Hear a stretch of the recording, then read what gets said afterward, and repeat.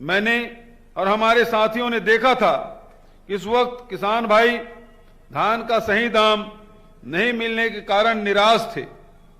हमने वादा निभाया और सरकार बनते ही 2500 रुपये क्विंटल की दर से भुगतान किया।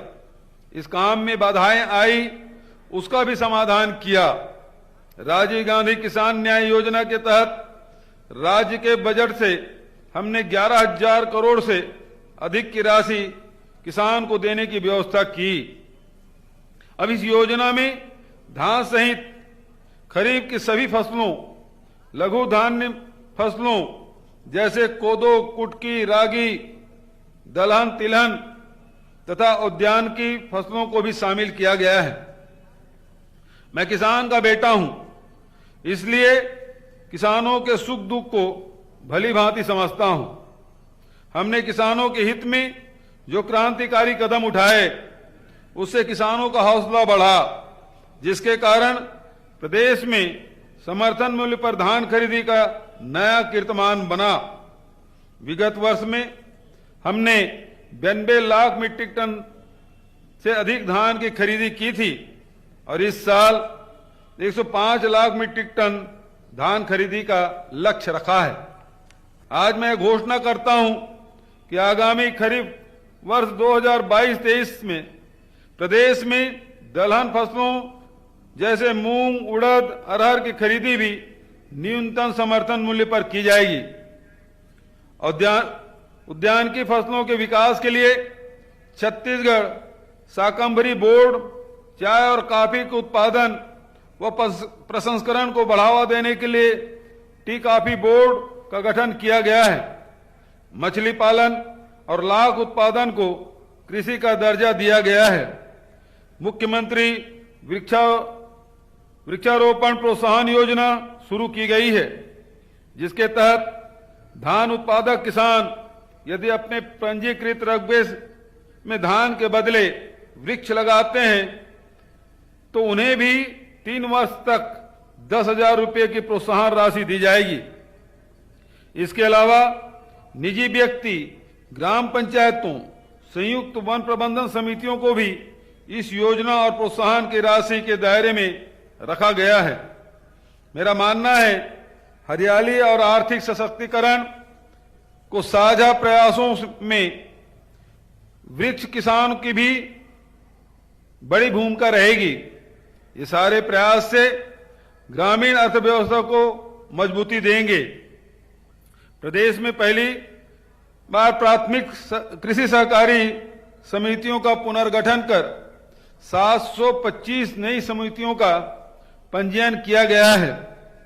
इस तरह अब प्रदेश में इन समितियों की संख्या 1,333 से बढ़कर 2,058 हो गई है, जिससे किसानों को ऋण वितरण व अन्य योजनाओं का लाभ अधिक सुविधाओं के साथ दिया जा सकेगा।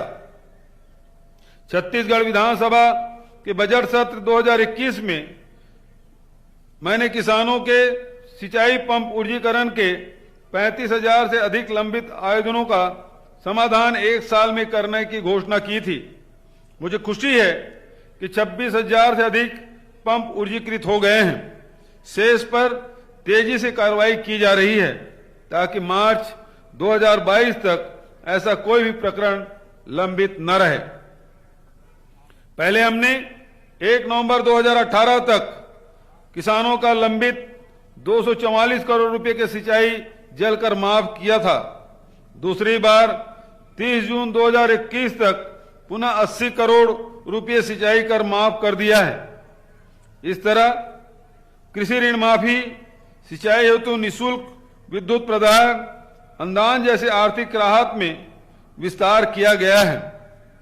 जाहिर है कि किसानों को सुविधा देने के हर मामले में हमने संवेदनशीलता के साथ तत्परता से कार्रवाई की है। छत्तीसगढ़ के ग्रामीण आबादी का एक बड़ा हिस्सा कृषि मजदूरी पर निर्भर है, जिन्हें खरीफ सीजन के बाद रोजगार का संकट हो जाता है।